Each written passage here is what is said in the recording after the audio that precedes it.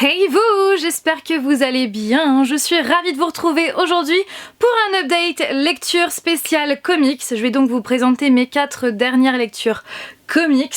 Il y a du Marvel, du DC Comics et aussi du thriller psychologique. Donc je vais commencer tout de suite par le premier.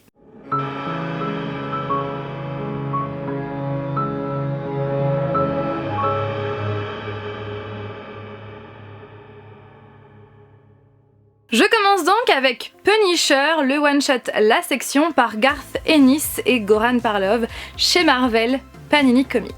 Frank Castle est devenu le Punisher après un événement douloureux qui a marqué sa vie. Sa femme et son enfant ont été tués devant ses yeux lors d'un pique-nique à Central Park. Et donc après cela, il est devenu le Punisher, et son but étant de tuer toute la pègre de New York, tous les criminels. Mais avant cela, avant cet événement douloureux, avant de devenir le Punisher, Frank Castle était marine au Vietnam. Et donc ce comics va être centré sur cet événement douloureux qu'était la guerre au Vietnam pendant qu'il était marine au Vietnam. Alors je dois vous avouer qu'au départ j'ai eu un tout petit peu de mal à rentrer dans le comics car c'est vraiment un comics qui est centré sur la guerre, mais franchement c'était carrément à prévoir, hein. C'était évident, j'ai envie de dire. Mais cela dit, j'ai quand même eu un tout petit peu de mal à rentrer dans le comics, mais après, plus ça allait, plus je voulais en savoir plus. Au niveau du récit, je l'ai vraiment trouvé bien écrit, les dialogues sont vraiment bien et les dessins aussi. Voilà, ils sont comme ça, donc par Goran Parlov. C'est un trait quand même qui est assez particulier. C'est vraiment crédible et aussi réaliste étant donné que certains événements dont on parle dans ce comics par rapport à la guerre au Vietnam du Vietnam se sont vraiment passés pendant cette guerre.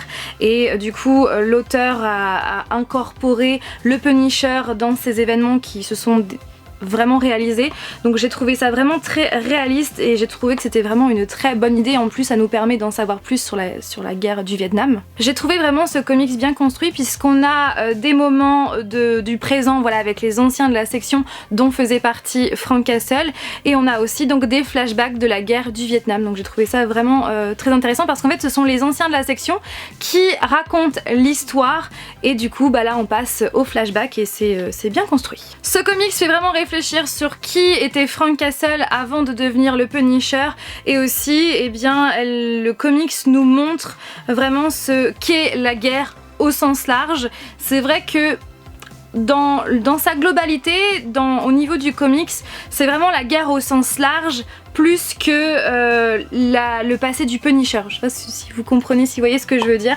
Mais en tout cas, si vous l'avez lu, n'hésitez pas à me dire ce que vous en avez pensé en commentaire, sans spoiler, bien évidemment. Après cela dit, même si je pense tout cela, qu'il est bien écrit, bien dessiné, cohérent, réaliste, enfin bref, tout ce que je viens de vous dire, ce n'est pas un comics que j'ai adoré de chez adoré. Ce n'est pas non plus un comics dont j'ai accroché à 100%, mais voilà, donc n'hésitez pas à me dire votre avis. J'ai lu Harley Quinn Rebirth, donc chez DC Rebirth, donc c'est le premier tome, Bienvenue chez les Quepons, par Amanda Conner, Jimmy Palmiotti, John Timms et Chad Hardin. Vous le savez, j'aime tellement Harley Quinn et après avoir lu la saga DC Renaissance, je voulais absolument continuer sur les DC Rebirth. Je sais, je suis clairement à la ramasse, on est bien d'accord, mais je compte rattraper mon retard puisque j'ai les tomes suivants dans ma pile à lire, n'est-ce pas? Et clairement, elle m'avait tellement manqué, je suis tellement pas déçue de ce comics, elle m'avait tellement manqué, et vous le savez, Harley Quinn c'est mon personnage féminin préféré chez les DC Comics. Et donc dans ce comics on a affaire à 3 histoires différentes. Dans la première, Harley Quinn et son équipe, d'ailleurs pareil c'est son équipe, je suis tellement fan de ces personnages, ils sont tellement attachants, je suis tellement contente de les retrouver. Donc dans la première histoire ils font face à des zombies. Dans la deuxième histoire, Harley et un autre personnage, ils vont devoir faire face à un robot en Inde, mais je ne vous en dis pas plus. Et la troisième, son équipe et Harley vont faire face à un groupe de punk, et du coup ils ne vont pas avoir d'autre choix que de se transformer aussi en groupe de punk. Et voilà ce que ça donne. Et clairement, mes 2 préférés, c'est donc la première avec les zombies et la troisième histoire sur le groupe de punk. J'ai adoré. Et donc c'est pour cette raison que Harley Quinn est transformée en punk avec cette pop, voilà, c'est pour cette raison. Et franchement, je suis trop fan, j'ai passé un trop bon moment. Il y a de l'humour, il y a de la répartie, des personnages hyper attachants, des dessins hyper bien faits. Clairement, voilà. Et puis Harley Quinn, franchement, elle est incroyable, de par sa façon de parler, de par son look, de par ses actions, voilà, c'est un personnage que j'aime tellement et je suis tellement contente de la retrouver dans cette nouvelle série et donc il me tarde de lire le 2e tome. Superman Requiem par DC et donc au niveau scénario, donc c'est par Peter G. Tomasi et au niveau des dessins, eh bien c'est un collectif de plusieurs dessinateurs. Ils sont combien? Ils sont 2, 4, 6, 7 dessinateurs différents pour ce comics. Alors pour la petite information, il y a plusieurs dessinateurs étant donné qu'aux États-Unis cette histoire en fait a duré sur plusieurs séries. Voilà, donc d'où le fait qu'il y ait plusieurs dessinateurs. Donc pour l'histoire, eh bien le plus grand de tous les super-héros est mourant. Après avoir affronté les pires ennemis et sauvé la Terre et ses habitants à de nombreuses reprises, il semble que ses combats incessants aient fini par avoir raison de l'homme d'acier. Avec des pouvoirs et une force qui ne cesse de s'amoindrir, le protecteur de Metropolis va néanmoins devoir mener une dernière bataille pour sauver les êtres qui lui sont le plus chers. Ce comics, vraiment, je l'ai beaucoup aimé. En fait, on assiste vraiment au dernier jour de Superman.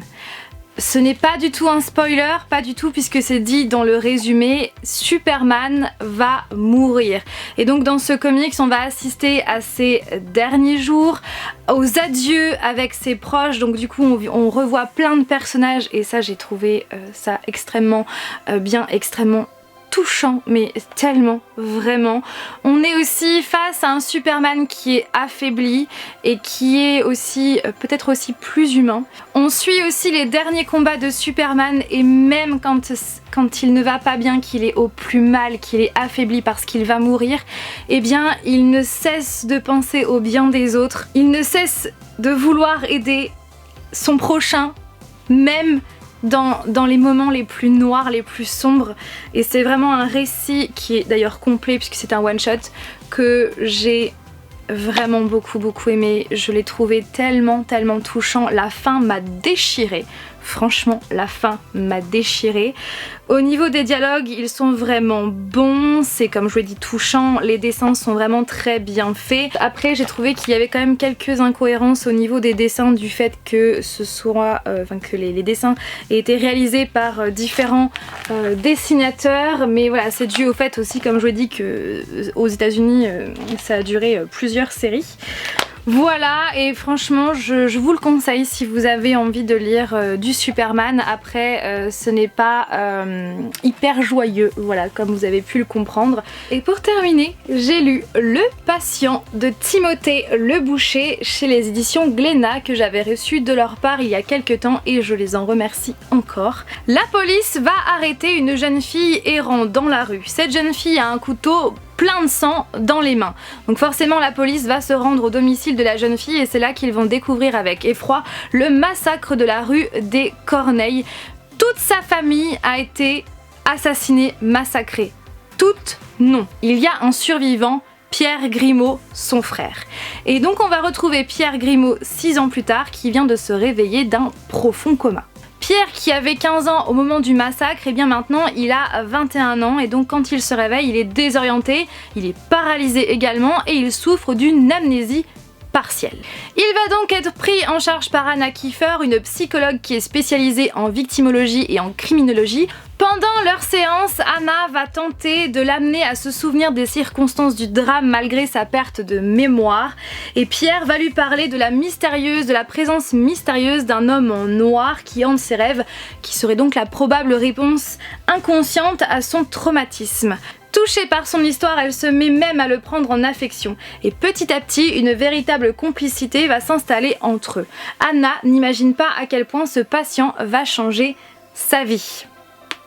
Alors franchement, je dois vous avouer que j'ai eu un petit coup de cœur. Voilà. Parce que c'est vraiment un comics qui est brillant, qui est extrêmement bien écrit. Vraiment, l'auteur sait manier les mots, sait manipuler les mots pour nous emmener vers tel endroit alors qu'en fait non. C'est très brillant, les dialogues sont vraiment très bons, les dessins également, j'aime vraiment beaucoup les dessins, ils sont très bien faits. Hop, je vais vous montrer, pas des pages qui spoilent bien évidemment. Les dessins sont vraiment très bien faits et j'adore le papier au toucher aussi. C'est un détail mais je vous le dis quand même. Selon moi, ce récit est divisé en 4 parties plus ou moins distinctes que je ne vous dirai pas pour ne pas vous spoiler bien évidemment. Mais en tout cas, on suit pendant tout ce récit l'évolution de Pierre aussi bien mentale que physique, mais aussi l'évolution avec son entourage, ses nouveaux amis de l'hôpital. On va suivre aussi son évolution avec voilà, au fil des séances avec Anna Kiefer. Enfin voilà, c'est vraiment extrêmement bien mené, c'est captivant du début jusqu'à la fin. Je n'arrivais pas à lâcher le comics tellement je voulais toujours en savoir plus. C'est vraiment un comics qui est efficace, vraiment. Et si vous cherchez un thriller psychologique en comics, je vous le conseille vraiment à 100% parce que c'est vraiment un très bon comics. Voilà tout le monde, j'espère que cette vidéo update lecture comics vous a plu. Comme toujours, n'hésitez pas à réagir en commentaire avec beaucoup de bienveillance. N'hésitez pas aussi à me donner vos avis en commentaire si vous les avez déjà lus ou pas, sans spoiler bien évidemment. Et voilà, donc sur ce, je vous fais tout plein de bisous et je vous dis à dimanche prochain pour une nouvelle... Ah non, pas dimanche prochain, à vendredi prochain pour la suite de nos aventures aux États-Unis. Bye!